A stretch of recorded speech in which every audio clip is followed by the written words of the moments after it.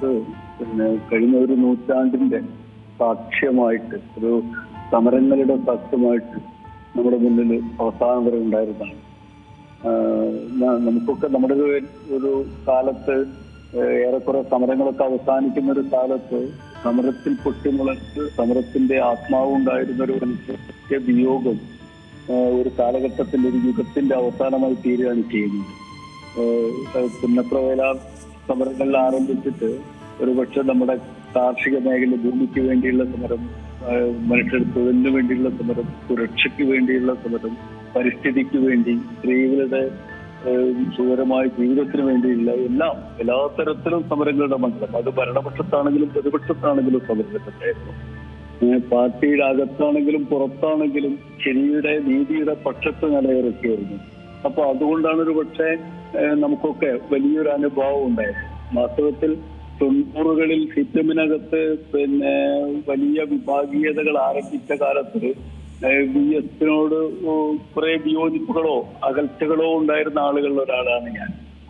90കളിലെ കോഴിക്കോട്ടെ 91 കോഴിക്കോട് സമ്മേളനം മുതൽ പാലക്കാട് സമ്മേളനം വരെ, 98 പാലക്കാട് സമ്മേളനം വരെയുള്ള കാലയളവില് സിപിഎമ്മിനകത്ത് കടുത്ത വിഭാഗീയത ഉണ്ടായപ്പോൾ ഒരു പക്ഷത്തിന്റെ നേതാവ് തന്നെയായിരുന്നു VS.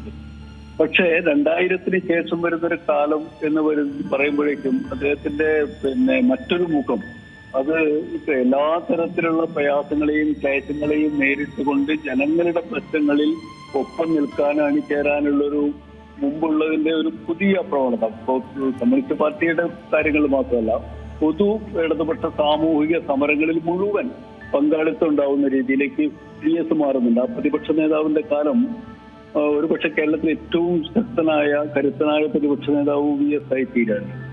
അപ്പൊ ആ കാലത്ത് അങ്ങനെ എൻ്റെ ഒരു ഓർമ്മ എന്ന് പറയുന്നത് 90കളുടെ അവസാനം ഈ സകലവിധ ആഗോളവൽക്കരണ അധിനിവേശങ്ങൾക്കൊക്കെ എതിരായിട്ടുള്ള സമരത്തിൽ MN വിജയൻ മാഷിന്റെ നേതൃത്വത്തിൽ കേരളത്തിലെ ഒരു പുതിയ രാഷ്ട്രീയ ചിന്ത രൂപപ്പെട്ട സമയത്ത് ആ ചിന്തയോട് ഒരുപക്ഷെ ആ ഒരു രാഷ്ട്രീയത്തോട് അനുഭാവം പ്രകടിപ്പിച്ചു സിപിഎമ്മിനകത്ത് VS അച്യുതാനന്ദനും ബാലചന്ദ്രനും ഒക്കെ ശക്തമായൊരു ധാരയുണ്ടായി.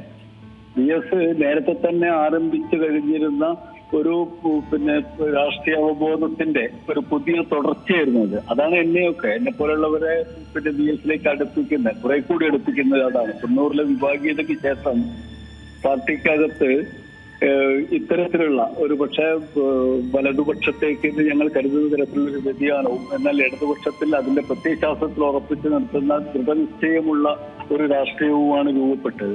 അതുകൊണ്ട് അതൊരു ഐഡിയോളജിക്കൽ സമരത്തിന്റെ ഒരു തലം അതിലുണ്ട്. അത് പഴയ വിഭാഗീയതയുടെ സമരത്തിന്റെ ഭാഗത്ത് അത് മാറി പ്രത്യയശാസ്ത്രപരമായ ഒരു സമരം 90കളുടെ അവസാനം ആരംഭിക്കുന്നു എന്നുള്ളതായിരുന്നു വാസ്തവത്തിൽ VS-നുമായി എന്നെ പോലെയുള്ള ആളുകളെക്കാൾ ഒന്നിച്ചു നിർത്തിയത്.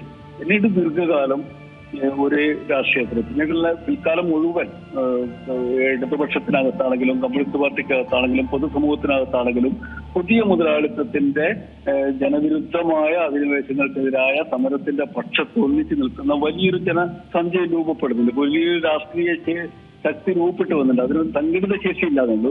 പക്ഷെ അതിന്റെ നേതാവ് VS അച്യുതാനന്ദൻ തന്നെയാണ് എപ്പോഴും. ഇപ്പോൾ മരിക്കുന്ന നിമിഷം വരെ നമുക്ക് ആ ഒരു രാഷ്ട്രീയത്തിലെ കരുത്തായി നിൽക്കുന്നത് VS ആണ്. ഇനിയും ആ രാഷ്ട്രീയത്തിലെ കരുത്തായിട്ട് VS തന്നെയാണ് ഉണ്ടാവുന്നത്. കാരണം ഒറ്റയ്ക്ക് നിൽക്കുമ്പോഴും ഒന്നിച്ചു നിൽക്കണം എന്ന് പഠിപ്പിച്ച, ഒരുപക്ഷെ ഒന്നിച്ചു നിൽക്കുമ്പോഴും ഒറ്റയ്ക്കും ഒരുവേണ്ടതുണ്ട് എന്ന് പഠിപ്പിക്കുന്ന ഒരു രാഷ്ട്രീയ നേതാവ്, ഒരു ഇടതുപക്ഷ നേതാവ്, ഒരു കമ്മ്യൂണിസ്റ്റ് നേതാവ് അദ്ദേഹമാണ്. അതാണ് അദ്ദേഹത്തിന്റെ പ്രസക്തി എന്നാണ് ഞാൻ കരുതുന്നത്.